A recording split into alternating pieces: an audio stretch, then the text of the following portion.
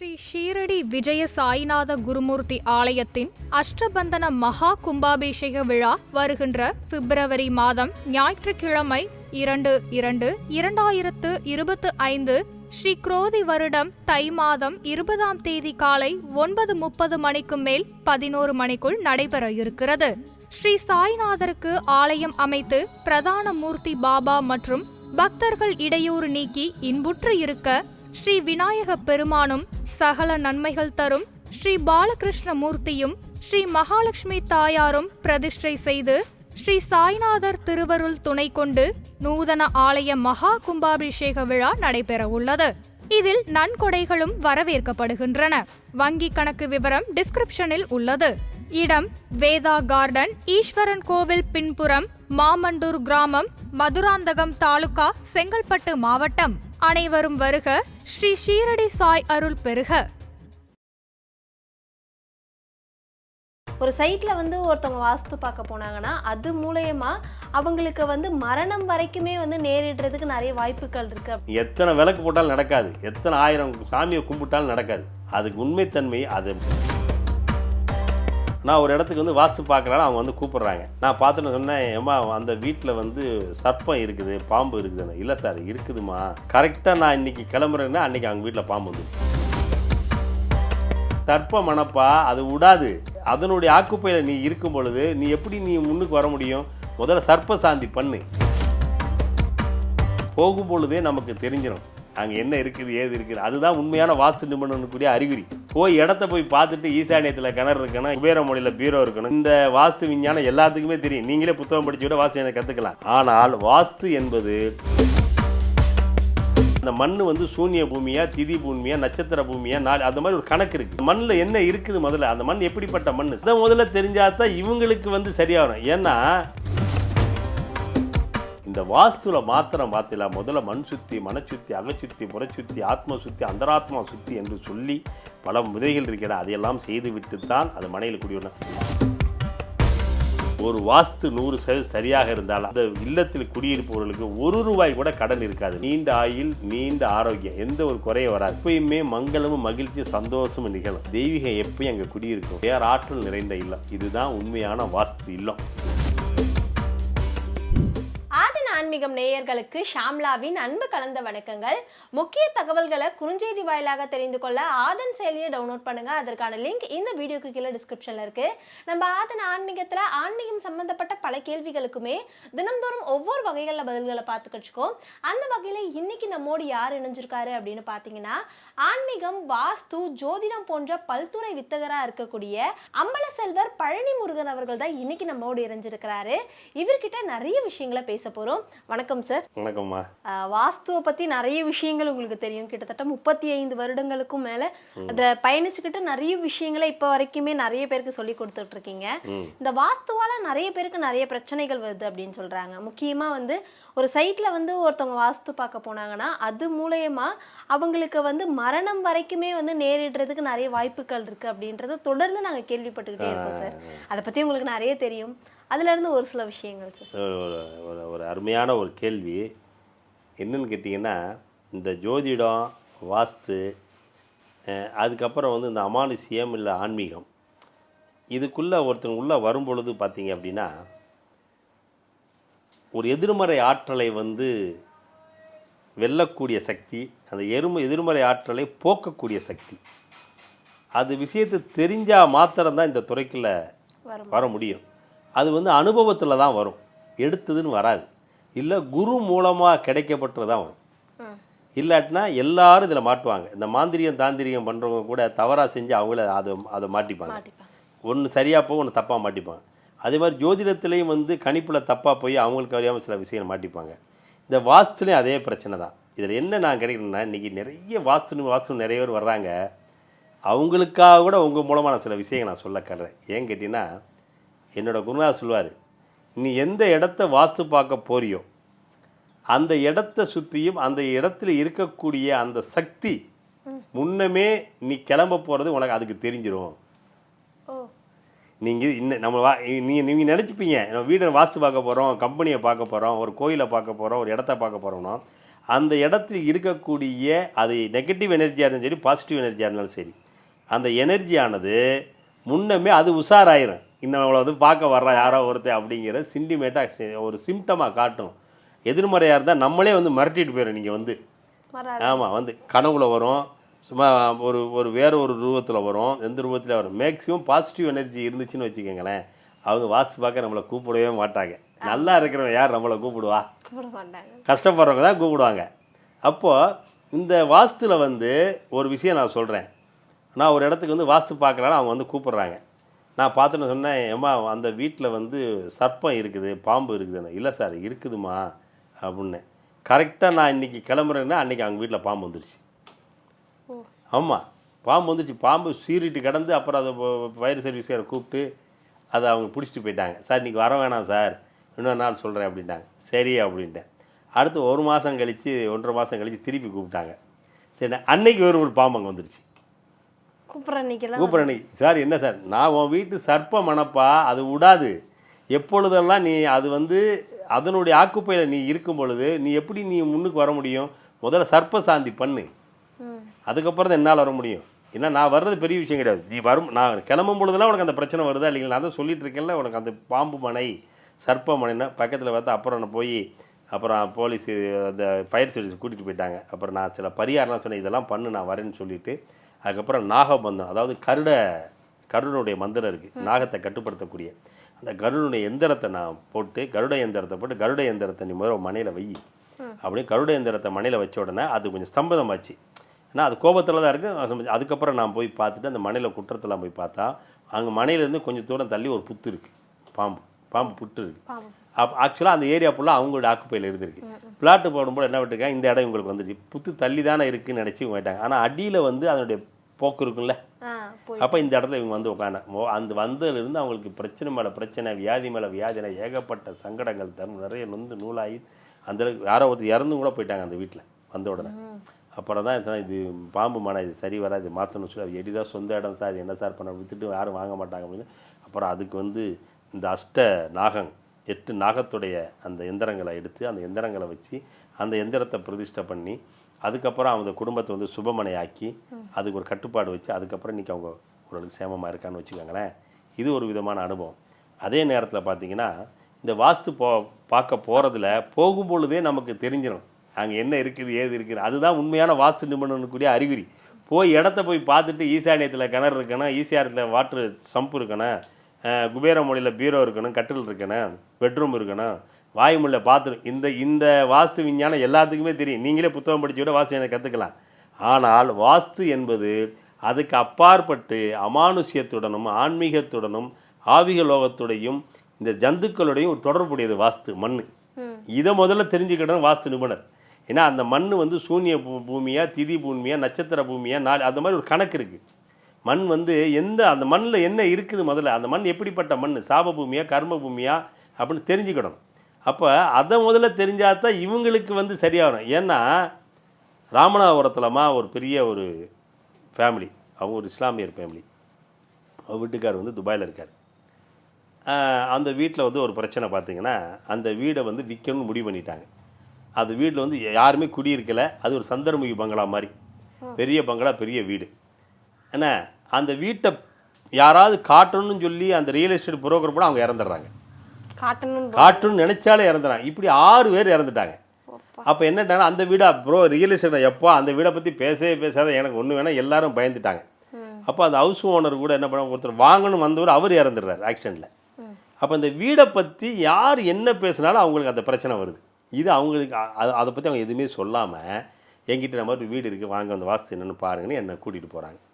நம்ம யதார்த்தமாக போகிறதானே. அங்கே போனோன்னா அந்த வீட்டு ஓனரம்மா சாவியை கொடுக்கும்போது கையை நடுங்கிக்கிட்டே, இந்தாங்க இதுதான் வீடு சாவி, இதான் வீடு, நீ கூட ஒருத்தர் கூட வீடை போய் காட்டியிருப்பா, இவர் போய் தரணும், நீங்கள் வாங்க மாட்டேன். இல்லை நான் வரல, அதான் பயம். அந்த அம்மா பயத்தை பார்த்தாலே தெரிஞ்சது அவங்க சொந்த வீடு தான், நானும் வரல, நீங்களே போய் பாருங்கள் அப்படின்னு சொல்லி என்னை கூட்டிகிட்டு வந்தவர், வாங்க சார் வீடை கூட்டிகிட்டு போகிறவர் தெரு முனையில் நின்றுட்டு, சார் 4வது நம்ம வீடு தான் அந்த வீடு, எனக்கு ஒரு எமர்ஜென்சியாக வேலை இருக்குது சார், நான் போயிடுறேன், இந்தாங்க சாவி நீங்கள் போயிட்டு. அவர் என்ன விட்டுட்டு அவர் போயிட்டார். நீங்களும் போயிட்டீங்க. நான் என்னடா சரி எதார்த்தம் போனேன், நான் போய் சாவி வச்சு திறந்து உள்ளே போயிட்டேன். உள்ளே எல்லாம் போய் எல்லாம் பார்த்துட்டுலாம் வந்ததுக்கப்புறம் நடந்த சம்பவத்தை கேளுங்க. நான் வெளியில் தான் வர்றேன். வந்த உடனே ஒரு பெரிய லாரி வந்து மோதிரம் மாதிரி வந்து நான் தப்பிச்சேன் கொஞ்சம். அப்புறம் வந்து ரதிமினா பர்வீன் ட்ராவல்ஸ் எல்லாம் எனக்கு டிக்கெட் போடுறாங்க. பர்வீன் ட்ராவல்ஸில் ஏறி நான் புது பஸ் அன்றைக்கி வரேன். பெரிய ஆக்சிடென்ட் ஆகி இந்த கண்ணாடி சில்லெல்லாம் என் மேலே விழுந்தது. தொடர்ந்து எனக்கு 6 மாதம் தொடர்ந்து விபத்து ஆக்சிடென்ட். ஆனால் என்னை கிட்ட வந்து எனக்கு தாக்குதலுக்கு உள்ளாச்சு. பட் அதுலேருந்து நான் தப்பிச்சேன்னு வச்சுக்கிறேன். அப்போ அந்த இடத்துல என்ன இருந்தது, அப்போ ஓஹோ இது வந்து அந்த இடத்துக்குள்ள ஒரு மிகப்பெரிய எதிர்மறையான அமானுஷ்யம், ஒரு காட்டேரின்னு சொல்லுவாங்க பார்த்தீங்களா, ஒரு மிகப்பெரிய ஒரு நெகட்டிவ் எதிர்மறையான ஒரு துர்சக்தி அதை ஆக்குபை பண்ணி ஆளுமை பண்ணியது. நீயாடா வந்து என்னை வந்து பார்க்க வர்ற, அது வந்து துஷ்ட முனின்னு அதுக்கு பேர். அது முனி, ஆனால் கெட்ட முனி. முனின்னு சொல்லுவாங்களா, முனி நல்லது இருக்குது கெட்டது இருக்குது. அங்கே இருக்கிற முனி வந்து துட்ட முனி, கெட்ட முனி. கடைசியில் பார்த்தா அவங்க வீட்டுக்கு பின்னாடி ஒரு முனி இருந்திருக்கு. அந்த முனி வந்து ஒரு சுவர் மாதிரி வச்சு சாமியெல்லாம் கும்பிட்டுருக்காங்க, விட்டுட்டாங்க போல இருக்குது. அந்த முனியினுடைய போக்கு இந்த பக்கம் இருந்திருக்கு. இவங்க எதை பண்ணி அதுதான் போட்டு எல்லாத்தையும் ஆளை காலி பண்ணிடுச்சுமா. அதில் தப்பிச்ச ஒரே ஆள் நான் தான். அப்போ தான் சொன்னேன். இது ஏன் எனக்கு சொல்லணும்னா, என்னோட குருநாதர் எனக்கு சொல்லிக் கொடுத்தாரு, நீ எங்கே போனாலும் இது ஒரு விஷயம் இருக்குது செஞ்சுட்டு போடா, ஏன்னா அங்கே என்ன இருக்குன்னு உனக்கு தெரியாது, நீ அங்கே போனால் மாட்டிப்ப, போகிறதுக்கு முன்னாடி இது செஞ்சுட்டு போ அப்படின்னு சொல்லி எனக்கு ஒரு ரகசியம் ஒன்று சொல்லி கொடுத்தாரு. நான் எந்த இடத்துக்கு, எந்த பூமிக்கு, எந்த மண்ணுக்கு போனாலும் முதல்ல அதை ஜெபம் பண்ணிடுவேன். ஜெபம் பண்ணோன்னா அங்கே இருக்கக்கூடிய எப்பேற்பட்ட எதிர்மறை சக்தியாக இருந்தாலும் கட்டுப்போடும், இல்லை விலகிடும். அதை தெரிஞ்சு தான் நம்ம வாஸ்து பார்க்கவே போகணும். நிறைய விட போய் மாட்டி மரணம் வரைக்கும் நிறைய பேர் வாழ்க்கையில் நடந்திருக்குது. இது உண்மை. நிறைய வாஸ்து நிபுணர்கள் இந்த மாதிரி இல்லவங்கெல்லாம் யதார்த்தமாக போய் அந்த போய் மாட்டிப்பாங்க. அந்த தாக்குதல் அவங்களுக்கு வந்து சேர்ந்து அவங்களே மரணிக்கிற அளவுக்கு வந்துடும், தெரியாமல் போய் மாட்டிக்கிறது. அப்போ இதில் ரொம்ப ரொம்ப அதனால் அந்த வாஸ்து நிபுணர்களில் புத்தகங்களை படித்து வரவங்களுக்கு அவங்களுக்கெல்லாம் உங்கள் ரீதியாக சொல்லிக்கிறேன். எல்லாரும் நீங்கள் வந்து வல்லுநராக வரலாம், நான் வரவேற்கத்தக்கதை. ஒருத்தவங்க மூலமாக ஒரு குடும்பம். ஆனாலும் இந்த வாஸ்துவில் வந்து இந்த புத்தகத்தை தாண்டி அறிவு ஒன்று இருக்குது. அது அமானுஷ்ய அறிவு, அது வந்து பிரபஞ்ச அறிவு, இது பிரணவ அறிவு. இந்த பிரணவ அறிவு பிரபஞ்ச அறிவு ஒரு குரு மூலமாக தான் நீங்கள் தெரிஞ்சுக்கிட முடியும். ஏன்னா ஏற்கனவே அவங்க அதை துறையில் அனுபவித்து எக்ஸ்பர்ட்டாக இருக்கவங்க ஏன் கேட்டிங்கன்னா, நீங்கள் ஒரு வீட்டுக்குள்ளே போனால் ஒரு வீட்டில் போய் பார்த்தீங்கன்னா எந்திரத்தை புதைச்சி வச்சுட்டான். ஏன்னா சமீபத்தில் மேலூரில் ஒரு வீடு, நீங்கள் பேப்பர் செய்தியில் படிச்சிக்கலாம், ஒரு கோயிலில் வந்து அம்மன் சிலையை திருடின சிலையை ஒரு வீட்டுக்குள்ளே செவத்தில் வச்சு பூசிட்டான். பல வருஷமாக அவங்க வீட்டுக்குள்ளே அந்த அம்மன் சிலை இருக்குது, தெரிஞ்சுக்கங்க. அதுலேயும் குடும்பம் இருக்கவங்க விருத்தியே ஆகலை. சிலையை உள்ளே வச்சு பூசிட்டாங்கம்மா, அதை வீடு வச்சுட்டு போயிட்டாங்க. திருடினவன் மாட்டிக்கிடுவோன்னு சொல்லிட்டு எங்கேயும் கொண்டுட்டு போக முடியாமல் எங்களோட வீட்டுக்குள்ளே வச்சு செவரை உடைச்சி பூசி வச்சுட்டு அந்த அளவு போயிட்டான்.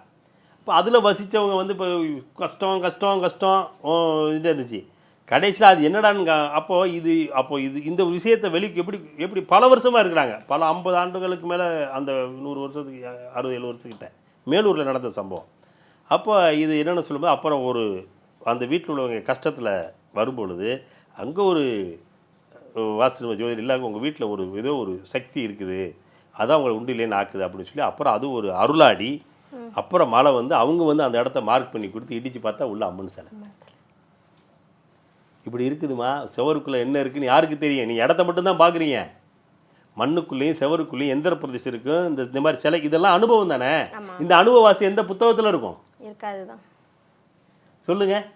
திருநங்கை சிலை ஒன்று. அதே மாதிரி பார்த்தா சென்னையில் ஒரு வீட்டில் என்ன பண்ணிட்டான்னா, இறந்து போனவனை என்ன பண்ண செவரோட வச்சு பூசிட்டான். இறந்தவனை எலும்புக்கூடு அவன் உள்ளே வாங்கி போச்சு. பெரிய ஒரு காலகட்டத்தில் நடந்துருக்கு, இன்னைக்கு இல்லை. அப்புறம் போய் பார்த்தா இடித்து பார்த்தா எலும்புக்கூடு. அவன் எப்படி அந்த வீட்டில் விருத்தியாக முடியும்? ஸோ அது மட்டும் இல்லை, சில பேர் இறந்து போன தான் விருப்பமாக ஒரு வீட்டில் என்ன ஆகி போச்சுன்னு கேட்டிங்கன்னா, அவன் நல்லா வசதி வாழ்ந்துருக்கான், நான் கூட்டிகிட்டு போகிறாங்க. அங்கே போய் பார்த்தாக்கா அவங்க யாருமே நல்லா இல்லை. கடைசியில் பார்த்தா அவன் பெட்ரூம் இருக்குது பார்த்தீங்களா, பெட்ரூமுக்கு கீழே வந்து நாயை புதைச்சி வச்சுருக்கான். இறந்து போனான். அவன் நாய் ரொம்ப நல்லா நேசித்து வளர்த்துருப்பான் போல இருக்குது. அவன் நாயை புதைச்சி அது மேலே பெட்ரூம் நாய் என் கூட இருக்குன்னு மாதிரி போயிட்டான். அவன் விற்றுட்டும் போயிட்டார். புதுசாக வாங்கி உக்காந்தவன் உள்ளே இருக்கவே முடியலை. சார் ஊழையிற சத்தமாக கேட்குது, நாய் ஊழையிற சத்தமாக, எனக்கு ராத்திரிலாம் ஊழையிற சத்தம், ஊழை என்ன சார் இருக்கு நம்ம கேட்கல, அவங்க ஒரு ஆளுக்கு மட்டும் கேட்குது.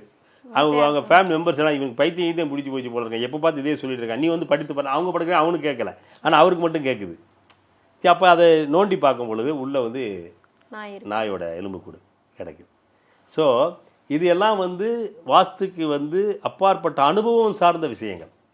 ஒரு மனிதனுடைய வாழ்க்கையில் வந்து ஒருத்தர் வந்து வாஸ்து பார்க்க கூப்பிடும் பொழுதே எனக்கு தெரிஞ்சிடும் அந்த இடத்துல என்ன இருக்குது ஏது இருக்குது என்னென்ன போய் முதல்ல நான் இன்டிமேஷன் பண்ணிடுவேன். அவங்க டிராயிங் போட்டோன்னே தெரிஞ்சிடும், ஓ இந்த இடத்துல இது இருக்குது நானே கேட்பேன். ஓரளவுக்கு நம்மளால் அதை வந்து அனுமானிக்க முடியும். முடித்ததுக்கப்புறம் அவங்களுக்கு தெரியாது புரிஞ்சுது. அதுக்கப்புறம் நமக்கு போய் அதை சரி பண்ணும் பொழுது தான் முழுமையாக அவர் வந்து வெளிவர முடியும். இல்லாட்டி நான் எத்தனை வாஸ்து நிபுணரை கூட்டிகிட்டு போனாலும் கூட அவங்களுக்கு தீர்வு கிடைக்காது. குபேர மூலையில் பீரோ வச்சுட்டேன் எல்லாம் சார் நான் வச்சுட்டேன் சார், ஈசானிய மூலையில் தண்ணி திட்டு வச்சுட்டேன் சார், குபேரில் அக்னி மூலையில் பாருங்கள் அடுப்பு வச்சுருக்கேம்மா, ரைட்டு நல்லா இருக்கணும்ல நீ ஏன் இல்லை? அதுக்கு மீறி ஒரு சக்தி அங்கே ஒன்று இருக்குது. இது கண்ணுக்கு தெரியாத பேராற்றல். இந்த கண்ணுக்கு தெரியாத பேராற்றல் முதல்ல கற்றுக்கிடணும் இது குரு மூலமாக தான் முடியும். ஏன்னா என் குருநாதர் எனக்கு முதல்ல சொல்லி கொடுத்ததை நீ எந்த இடத்துக்கு போறியோ முதல்ல அங்கே இருக்கக்கூடிய இந்த சக்தியை வந்து நீ முதல்ல கட்டுப்படுத்த எதிர்மறை ஆற்றலை தெரிஞ்சுக்க. அதுக்கப்புறம் தான் நீ அவனுக்கு வந்து நீ சொல்யூஷன் உன்னால் கொடுக்க முடியும். இல்லைன்னா அந்த இடத்துல அப்போ தான் ஒவ்வொரு இடங்களையும் நான் போய் அதை அனுபவத்தை என் குருநாதர் நினச்சி வியக்கிறேன். நம்ம குருநாதர் உண்மையிலேயே வாழ்க்கையில் வந்து கிடைச்ச ஒரு பொக்கிஷம். எப்படி இது அப்போ எவ்வளவு கேஸ் அவர் அட்டன் பண்ணியிருப்பார்.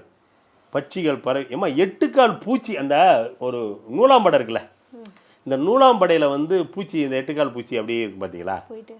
ஒருத்தர் வந்து அந்த 8 கால் பூச்சி முட்டை நிறைய வச்சிடும், வாயில் வைக்கும். ஒருத்தர் போய் அந்த பூச்சியை பூரா அடித்து கொள்வது ஒருத்தர். அவர் கல்யாணம் ஆகி குழந்தை பேர் இல்லை, ஏன்னா என்னென்னே தெரியல, என்னென்னமோ பண்ணி பார்த்துட்டாங்க. அப்போ சொன்னார், எப்பா 8 கால் பூச்சியை நீ நிறைய பண்ணியிருக்கியான்னு கேட்டார். சாமா அது சென முட்டை. ஆமாம் சார், அதான் அதனுடைய சாவம் தானே உனக்கு பிள்ளை இல்லை அப்படின்னார். என்ன சார் ஆமாம் 8 கால் என்ன சொல்கிறீங்க? ஆமாம் அது ஒரு ஜீவன், அதனுடைய விருத்தி இன்னைக்கு பண்ணல. இப்போ அதுக்கு போய் பரிகாரம் பண்ணார். அப்புறம் உங்களுக்கு குழந்தை சொல்ல வரேன். அப்போ எல்லா ஜீவன்களும் எல்லா உயிர்களும் எல்லாமே இறைவனுடைய சித்தாந்தத்தில் உள்ளது.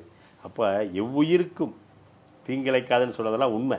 அப்போது இந்த வாஸ்துவில் மாத்திரம் பார்த்திலாம் முதல்ல மண் சுத்தி, மனச்சுத்தி, அகச்சுத்தி, புறச்சுத்தி, ஆத்ம சுத்தி, அந்தராத்மா சுத்தி என்று சொல்லி பல விதைகள் இருக்கிற அதையெல்லாம் செய்து விட்டு தான் அது மனையில் குடிவிடணும். இப்போ புதுசாக வீடு கட்டுறதுக்கு நம்ம எல்லாம் பக்காவாக பண்ணிடலாம். கெட்டின வீட்டுக்கு தான் அந்த பிரச்சனைகள் வரும். குடியிருந்த வீடை விற்றுட்டு ஏன் போகிறான், விற்றுட்டு போனால் புதுசாக வர்றவனுக்கு பிரச்சனை வரும். ஸோ அதுக்குள்ளே வரும்பொழுது பார்த்தீங்கன்னா முதல்ல இதில் ஒரு விஷயம் நல்லா தெரிஞ்சுக்கோங்க. ஒருத்தர் வந்து வீடு வச்சுருக்கிறாரு, கஷ்டப்பட்டு விற்றுட்டு போகிறாரு. ஏன் விற்கிறாரு? வாஸ்து நல்லா இருந்தால் விற்பாங்களா? விற்க மாட்டாங்க. அதில் குடியிருக்க முடியாது, விற்றுட்டு போகிறாங்க. அவங்க அந்த வீட்டில் ஒரு ரூமில் வந்து தெய்வத்தை வழிபாடு பண்ணுறேன்னு சொல்லிட்டு குலதெய்வ வழிபாடு செங்கலை வச்சுட்டு முனீஸ்வரன் எங்கள் சாமி அப்படின்னு சொல்லி பூஜைக்கு பண்ண சொல்லி ரொம்ப உக்கிரமாலாம் பண்ணி கிண்ணி வச்சு நிறைய பூஜைன்னு திட்டு விற்றுட்டு போயிட்டாங்க. புதுசாக வந்து உட்காந்தவனுக்கு அந்த சாமி இந்த செட் ஆகலை. எப்பயுமே வந்து பார்த்தீங்கன்னா அது எப்படி ஒரு தெய்வம் வந்து செட் ஆகாத மாதிரி சில பேர்த்துக்கு அந்த முரண்பாடு ஆனதுடைய விளைவு ஏன் கேட்டிங்கன்னா, ஏற்கனவே குடியிருந்தேன் நான் வெஜிடேரியன். சுவாமிக்கு போகிற படையில் போகிற நான்வெஜ்ஜாக படையில் போட்டு அவன் குடியிருந்துருக்கலாம். வீடு கம்மியாக கிடைக்கும், விலை கம்மியாக கிடைக்கணும் வந்தவன் வெஜிடேரியன். இவர் வெஜ்ஜை போட்டு அங்கே இருக்கிற உள்ள அந்தோடைய அருட்சக்தி வந்து நான் மாமிசத்துக்கு கட்டுப்பட்டதுனால இவர் வெஜிடேரியன் வந்து இவர் போய் ரத்தக்காவை வாங்கிட்டே இருக்கு. இவங்க காய்கறி இருக்கலாம் ரத்தம் வந்துடுது. ஏத்தட்ட ரத்தம் ஒன்றுமே புரியல. எப்போ பார்த்தாலும் ரத்தம் வந்துக்கிட்டே இருந்தால் என்ன ஆகுதுன்னு தெரியல. என்னன்னா யோ அது நான்வெஜ் ஏற்கனவே இருந்துருக்குது. ஐயோ என்ன சார், அப்போ என்ன பண்ணுறது? முதல்ல அதை நீ சரி பண்ணுப்பா. அப்போ வெஜிடேரியன். அப்போது ஒவ்வொரு விஷயங்களும் இந்த மாதிரி இருக்குது. இது வந்து அனுபவத்தில் தான் வரும். சரிங்களா? நிறைய விஷயங்கள் வந்து வாஸ்துவில் வந்து நிறைய பேர் அதை சொல்லுவேன். நீங்கள் வாஸ்து நிபுணரை நீங்கள் தேர்ந்தெடுக்கும் பொழுதே உங்களுக்கு அவருடைய அனுபவம், அவருடைய ஆற்றல் இதெல்லாம் நீங்கள் முதல்ல தெளிவாக நீங்கள் பார்த்துக்கோங்க. ஏன் கேட்டிங்கன்னா முதல்ல என்னுடைய வாஸ்து நிபுணப்படி ஒரு வாஸ்து 100% சரியாக இருந்தால் அந்த இல்லத்தில் குடியிருப்பவர்களுக்கு ₹1 கூட கடன் இருக்காது. நம்பர் 1. ரெண்டாவது அதில் இருக்கிறவர்களுக்கு ஆயுள் ஆரோக்கியம், நீண்ட ஆயுள் நீண்ட ஆரோக்கியம், எந்த ஒரு குறையும் வராது. நம்பர் 2. மூணாவது எப்பயுமே மங்களமும் மகிழ்ச்சியும் சந்தோஷமும் நிகழும். 4வது தெய்வீகம் எப்பயும் அங்கே குடியிருக்கும். 5வது பேராற்றல் நிறைந்த இல்லம். இதுதான் உண்மையான வாஸ்து இல்லம். நீங்கள் எந்த பேங்க் லோன் கூட ஒத்துக்கிட மாட்டேன். பேங்க் லோனு தான் அது பேங்க் வீடு வீடு கிடையாது. புரியுதுங்களா? அப்போ 100% சரியான வாஸ்துவாக இருந்தால் எந்த ஒரு கமிட்மெண்ட்டுக்கும் ஆளாகாமல், ஆமாம் எல்லாம் சரியாக இருந்தால் தான் அது உண்மையான வாஸ்து. அதனால் அந்த மாதிரி வாஸ்து தான் காலத்துக்கு நிற்கும், காலம் கடந்தும் பேசும். அதனால் இப்போ எதுவுமே பார்த்தீங்கன்னா நிறைய பேர் இன்றைக்கி வாஸ்து நிறைய போயிட்டுருக்குது. நிறைய நான் பார்க்குறேன். இப்போ உங்கள் சேனல்லே முதல்லேருந்து நான் தான் நேருக்கு வாஸ்து சொல்லிக்கிட்டு இருக்கிறேன். அதுக்கப்புறம் எவ்வளோ பேர் வராங்க. நான் யாரையும் குறை சொல்வதற்கல்ல. அவரவர்கள் கற்றறிவு, அவரவர்கள் அனுபவ அறிவு, இது யாருக்கு போய் சேரணும்னு விதி இறைவன் தீர்மானிக்கிறானா அவரவர்கள் அந்தந்த காலகட்டத்தில் அந்தந்த ஆட்களுடைய தொடர்பை ஏற்படுத்துவான் இறைவன். அதான் அவரவருடைய பலால் பலன் கிடைக்கக்கூடிய அமைப்பு. அப்போ பார்க்கும் பொழுது நல்ல வாஸ்து பலம், நல்ல ஒரு தெய்வீக பலம், நல்ல ஒரு சித்தாந்த பலம், இது எல்லாம் உங்களுக்கு கிடைக்கணும் அப்படின்னா எல்லாம் வல்ல இறைவனின் கருணை உங்களுக்கு முதல்ல வேணும். அப்படி இருந்தால் தான் அது நல்ல ஒரு அமைப்பு வரும். ஏன்னா வாஸ்து பார்க்க போகிற இடங்கள்லையும் நிறைய பிரச்சனைகள் அந்த மாதிரி நான் சந்திச்சிருக்கிறேன். நிறைய இடங்கள் எனக்கு அனுபவப்பட்டிருக்கேன். சில இடங்கள்லாம் போயிட்டு வந்து என்னையெல்லாம் தூங்க விடாது. அந்த மாதிரி சில இடம் ஒரு வீட்டில் பார்த்தீங்கன்னா, ஒரு வீட்டுக்கு கீழே வந்து காளியம்மன் சிலை, மேலே வீடை கட்டிட்டான். கீழே புதைச்சி வச்சிருக்கான். புதைச்சி வச்சிருக்காங்க காளியம்மன் சிலை. அவன் தூங்கவே முடியல அவனால். கடை தோண்டி பார்த்தா உள்ள காளியம்மன் சிலை. ஒரு வீட்டில் செவத்தில் சேர்றதுனால காளி. இந்த மாதிரி இருக்குது. அது உயிர் வந்துடுமா அதுக்கு எல்லாத்துக்குமே. நீங்கள் சாதாரண நினைக்கக்கூடாது. இந்த மாதிரி தான் நிறைய அவங்கள அறியாமல் அந்தந்த இடத்துல கண்டிப்பாக ஒருத்தங்க வாழ்க்கையில் வந்து துன்பமும் துயரமும் அவங்க குடும்பத்தில் நிகழுது அப்படின்னா நிச்சயமாக அந்த இல்லத்தில் ஏதாவது ஒரு வகையில் எதிர்மறை ஆற்றல் இருந்தே தீரும். அது இருந்துச்சுன்னா அவங்க விருத்தியே வராது, முன்னுக்கு வர வாய்ப்பே கிடையாது. போராடிக்கிட்டே இருக்க வேண்டியதான். நீ எத்தனை விளக்கு போட்டாலும் நடக்காது, எத்தனை 1000 சாமியை கும்பிட்டாலும் நடக்காது. அதுக்கு உண்மைத்தன்மை அதை முழுசாக நம்ம வெளியில் எடுத்துட்டோம்னா அதை கண்டுபிடிச்சிடலாம். கண்டுபிடிச்சி எடுக்கும் பொழுது அந்த குடும்பம் வந்து ரொம்ப மகிழ்ச்சியாக மங்களமாக இருக்கும். இதுதான் உண்மை.